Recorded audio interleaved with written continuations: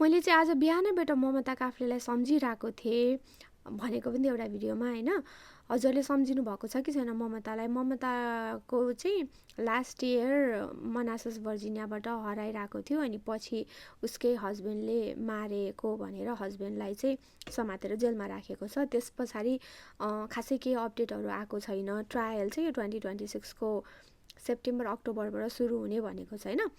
अनि यो बिचमा चाहिँ ममताको घरलाई लिलामी गरेको थियो, मोर्गेजमा लिएको। अनि नाम लिन मन लाग्दैन, तर के गर्ने, त्यो नरेश चाहिँ जेलमा छ नि त, अनि त्यही भएर त्यो घर चाहिँ लिलामीमा निकालेको थियो। जस्तोको तस्तै त्यसमा केही पनि नबनाइकन भित्र होइन, रिमोडलिङ अथवा अपग्रेड नगरिकन 600K 6 लाख अमेरिकन डलरमा चाहिँ लिएको थियो त्यो घर। अनि अहिले चाहिँ त्यो घरको भित्र अलिअलि चेन्जेस गरेर अब धेरैजनाले चाहिँ त्यो बाथटब पनि फेरेको भनेको छ होइन।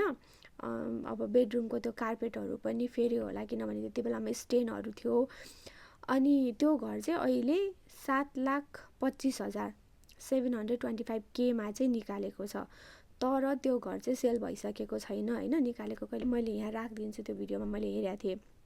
अनि ममताहरूले चाहिँ त्यो घर 2023 मा 7,05,000 मा चाहिँ किनेको रहेछ।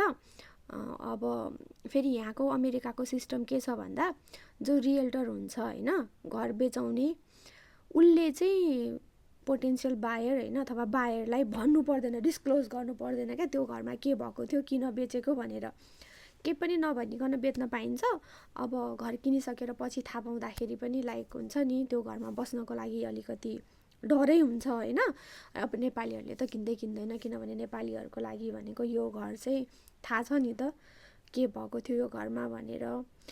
अनि यो घरमा अब जे भए पनि ममता त्यो घरभित्र बसेको होइन, सबै गरेको।